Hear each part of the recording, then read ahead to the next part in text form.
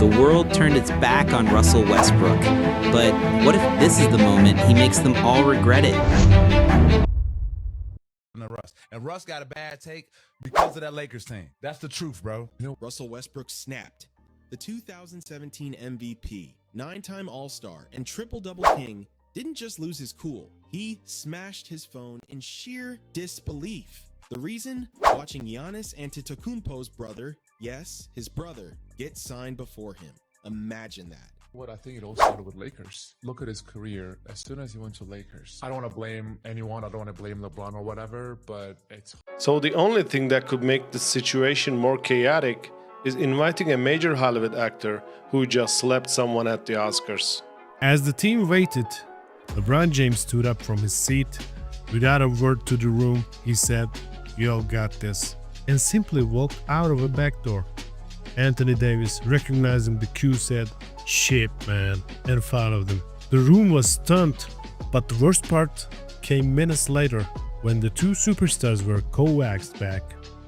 As soon as Will Smith stepped through the door, LeBron, the same man who'd walked out of the team meeting. Picture this. You're Russell Westbrook, the 2017 MVP, 9-time All-Star, the triple-double king who made the impossible look routine. You've dominated this league for nearly 2 decades, carried franchises on your back, and earned every bit of respect that comes with being a Hall of Fame lock. And you're sitting at home, unsigned, watching your phone, waiting for a call that never comes. Then you see the notification. Alex Antetokounmpo, Giannis's brother, a player with barely any NBA minutes, just got signed by Milwaukee. Before you. Russell Westbrook's wife, Nina, revealed what happened next. He snapped. He smashed his phone in sheer disbelief and anger. Can you blame him? This is a man who averaged a triple-double for 3 straight seasons. A man who won an MVP. A man who's one of the fiercest competitors this league has ever seen. And he's watching a bench player with a fraction of his resume land a deal first. That's not just frustrating. That's humiliation. That's the kind of disrespect that cuts deep. At 36 years old, Westbrook finally inked a deal with the Sacramento Kings. But here's the kicker. It's a $3.6 million veteran minimum contract. 1 year, his 7th team in just 6 years. For perspective, reports say a Chinese basketball team offered him nearly 4 times that amount, around $14 million. But Westbrook turned it down cold. He refused to walk away from the NBA. That's the kind of pride and self-belief that's defined his entire career. Why this Kings deal might just be Westbrook's last stand. Westbrook's contract is a veteran minimum, just $3.6 million for 1 year. For perspective, reports say a Chinese team offered him nearly 4 times that amount, around $14 million.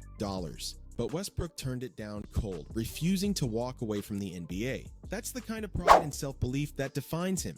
Russell Westbrook is signing with the Sacramento Kings. His agent, Jeff Schwartz, tells me it's a 1-year, $3.6 million deal. And these are two sides that have been engaged in conversations. With the NBA season getting ready to tip off tomorrow, it's only right that we get a little bit of NBA drama today. According to Yaron Weitzman, an NBA insider, he says that Russell Westbrook was tired of LeBron James being phony and fake while Russ was a member of the Los Angeles Lakers. Now, as somebody who lives in LA and is not from LA, I always find this conversation to be quite interesting because the indigenous people of LA swear up and down that it is the transplants that change the culture of what LA actually is. And they're not wrong about that. Transplants absolutely ruin LA. But when you are LeBron James, you do have to exist in a different way as far as politics are concerned, right? Yeah, I might have to schmooze here, there, everywhere I go. And sometimes I can't show my hand. So I do understand LeBron wanting Kyrie Irving to be a part of the team and maybe secretly trying to get Russ up out of there. Because if we can't make the trade happen, I got to just exist with you, right? I can't just make it icy up in here because I want you going, want my boy here. Russ might be being a little bit sensitive about that. But then as an observer, somebody who's from LA, as Russ is, watching LeBron's interaction with celebrities, he mentioned something about Will Smith as well in this article. You can understand Russ being a little squeamish about the way Bron. Russell Westbrook's agent, Jeff Schwartz, confirmed the deal. He told reporters that the Kings and Westbrook had been in constant communication all offseason, every single month, every single week since July. Sacramento had been searching for point guard depth, and they finally landed on Russ. But it took months. Months of waiting. Months of watching other players sign deals while he sat there in limbo. And here's where it gets even crazier. Westbrook had declined his $3.5 million player option with the Denver Nuggets, betting on himself in free agency. He thought the market would value him higher. That gamble almost ruined everything. As training camp approached and rosters filled up, Westbrook was still unsigned. No calls, no offers, just silence. That's when the breaking point hit. That's when he found out about Alex Antetokounmpo. That's when he reportedly smashed his phone in anger. This is the same man who once carried entire franchises, the same man who made defenders terrified to guard him. Now he was being passed over by team after team, while players with nowhere near his resume were getting deals first. In 75 games with Denver last season, Westbrook still produced solid numbers. He averaged 13.3 points, 6.1 assists, 4.9 rebounds, and 1.4 steals per game. He shot 44.9% from the field and an incredible 52% on two-pointers, the best mark of his entire 18-year career. Those stats scream starter material, yet teams kept passing on him. One by one, front offices looked elsewhere, leaving Westbrook wondering if this was the end of the road. For the first time in 18 years, he was staring at the possibility of being out of the league entirely. So how did we get here? How did one of the most explosive, dominant players of his generation end up fighting for a minimum contract? The answer takes us back to Los Angeles, back to LeBron James, back to the disaster that changed everything. Westbrook wondering if this was the end of the road. For the first time in 18 years, he was staring at the possibility of being out of the league. Fucked up what happened to Russ, bro. On God. It's fucked up what happened to Russ. And Russ got a bad take because of that Lakers team. That's the truth, bro. That's the truth. You talk to T-Lou. T-Lou did an interview with motherfuckers. I love Russ. Ever since Russ left the Lakers, bro, he's been on a minimum, bro. We've never seen this ever. We've never seen a player who's been the MVP, who's impacted the game, who they call him names and tell him he can't shoot. Let's rewind to 2021. Reports made it crystal clear. LeBron James himself pushed for the Lakers to bring in Russell Westbrook instead of going after Buddy Hield before the 2021-22 season even tipped off. This wasn't some front office experiment. This was LeBron's call. He wanted Russ by his side, plain and simple. So the Lakers formed their so-called Big Three: LeBron, Anthony Davis, and Russell Westbrook. The goal?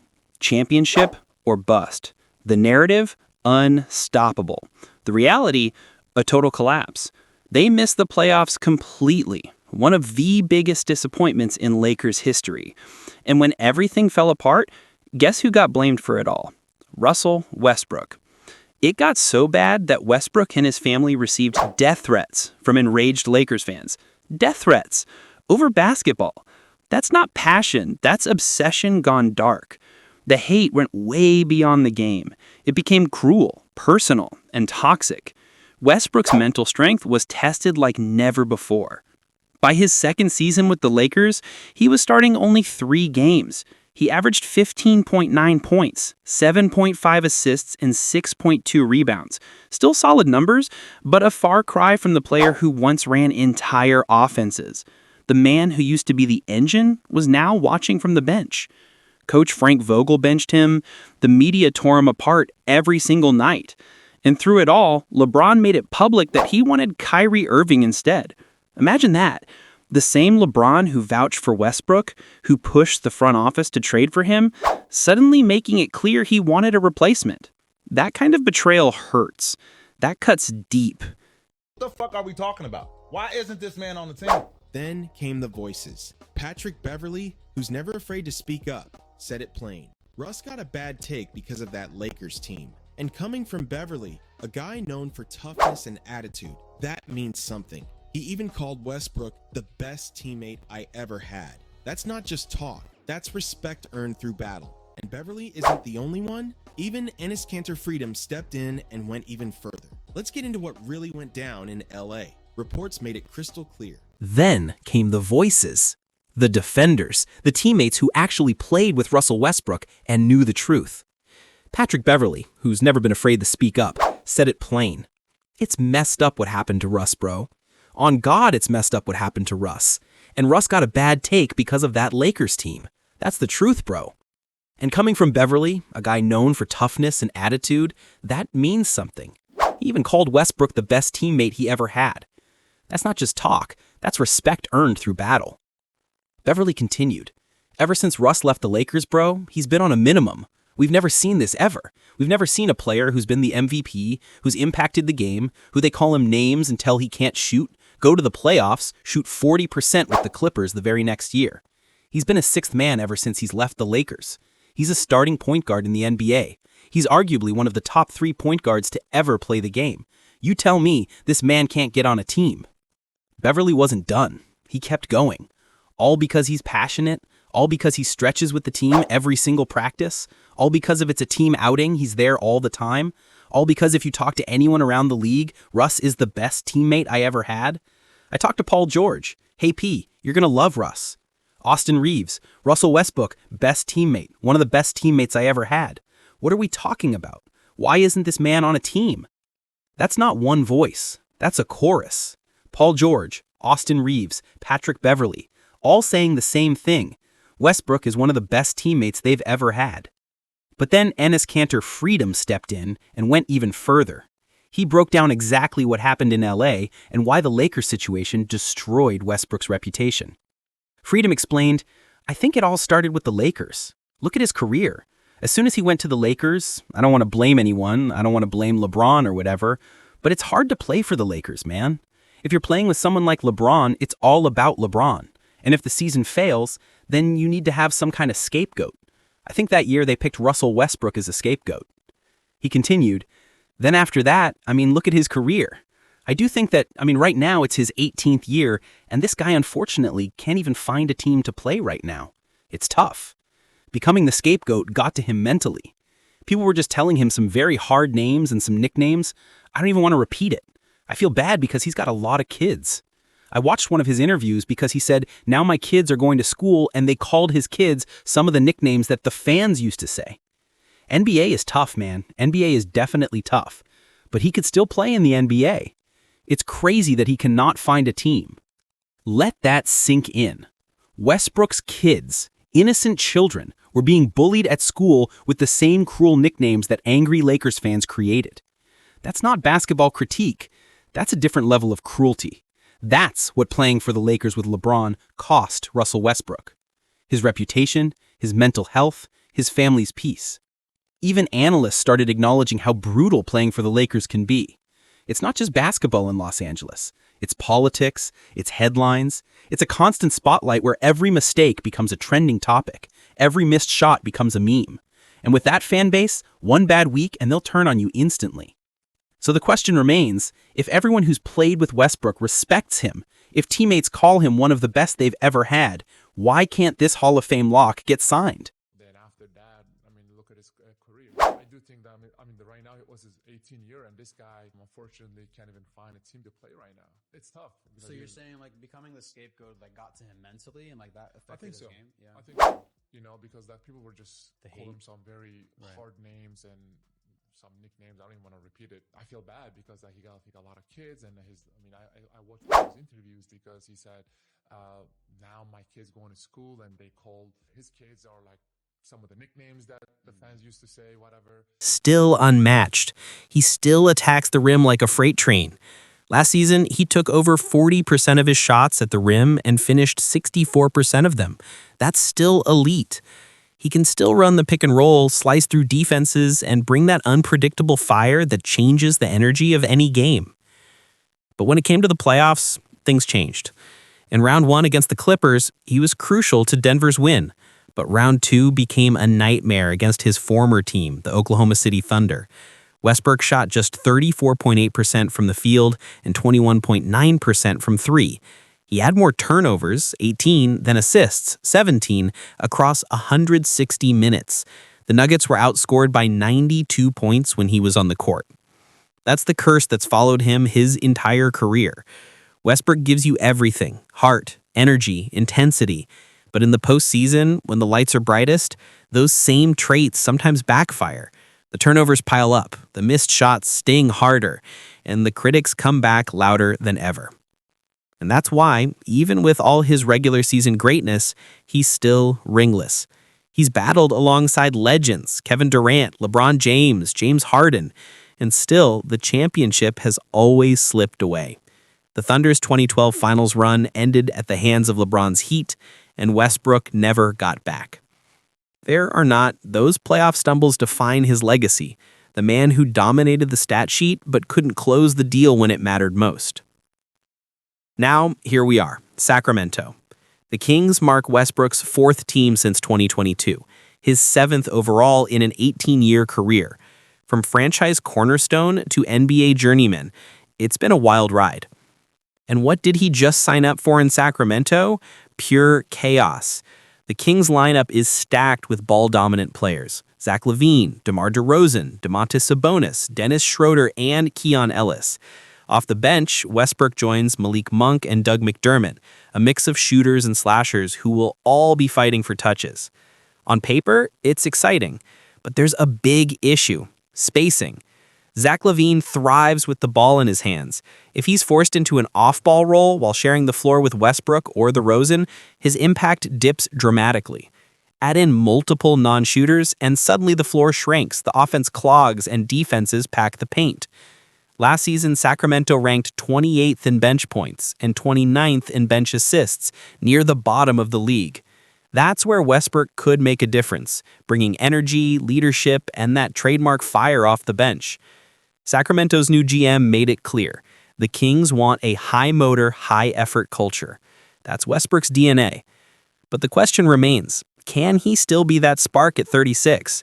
Or is this the final chapter of one of the wildest careers in NBA history? The Kings aren't betting on stats. They're betting on heart. And here's something no critic can ever take away from Russell Westbrook: the love and respect from Oklahoma City. Even while suiting up for Denver in last season's Western Conference semifinals, OKC fans cheered for him. Think about that for a second. Their team was battling in the playoffs, yet they still screamed Russ's name, cheering for the opponent. That's loyalty. That's love earned through blood, sweat, and loyalty to a city that never forgot what he gave them. Westbrook's legacy is carved in NBA history forever. 203 triple-doubles, 9 All-Star selections, an MVP award, a scoring title, and an automatic Hall of Fame ticket. These aren't just stats, they're monuments to a career built on passion and chaos. But the painful truth remains, he's missing the one piece that defines greatness for most: a championship ring. Now, at 36 years old, earning a veteran minimum with the Sacramento Kings, that window is closing fast. Patrick Beverley once said he's still a top three-point guard ever. That's a bold statement. But can you really make that argument without playoff success? Without that ring? That's the haunting part of Westbrook's legacy. He's part of a fading generation of Warriors from the 2000s and 2010s. Players who once ruled the league and now fight to stay relevant. Chris Paul is still chasing his first championship. Carmelo Anthony already walked away without one. And now Russ stands in that same spotlight, trying to prove he still belongs. Don't get it twisted. The man can still ball. He still attacks the rim like a freight train. He can still run the pick and roll, slice through defenses, and bring that unpredictable fire that changes the energy of any game. But let's be real. This could be it. His final season. Every possession now counts like never before. This Sacramento move is either a comeback story for the ages or the last stop before the curtain drops. If it works, Westbrook can rewrite the entire narrative. He could remind everyone that the Lakers didn't break him. They built his resilience. That he can still elevate a team desperate for leadership, toughness, and that trademark Westbrook fire. But if it fails, then this becomes another messy chapter. A symbol of how brutal the NBA can be when the spotlight fades. Another story of a superstar turned scapegoat. Another reminder that loyalty in this league is short-lived. The Kings are gambling hard. They've already shuffled their roster and are clinging to hope that this wild mix finally clicks. And right in the middle of that storm stands Russell Westbrook, Their Hail Mary, their last shot at relevance, the man nobody else wanted. Fans are split right down the middle. Some see a proud veteran ready to lead and fight for one last run. Others see another chaotic Kings experiment destined to implode. Either way, one thing's certain. This season will define how the world remembers Russell Westbrook. Will Russ prove the doubters wrong and show that the Lakers didn't destroy him? They just made him stronger. Or are we witnessing the final chapter of a legend fighting to survive in a league that's moved on? Because Russell Westbrook's legacy isn't just about stats or rings. It's about what happened to Russ. It's about how one season in LA, playing alongside LeBron James, turned a Hall of Famer into a scapegoat. It's about death threats, bullied kids, and a reputation destroyed. It's about fighting back at 36 years old on a minimum contract when the entire basketball world counted you out. Make sure to hit that subscribe button because we'll be tracking every moment of this roller coaster all season long.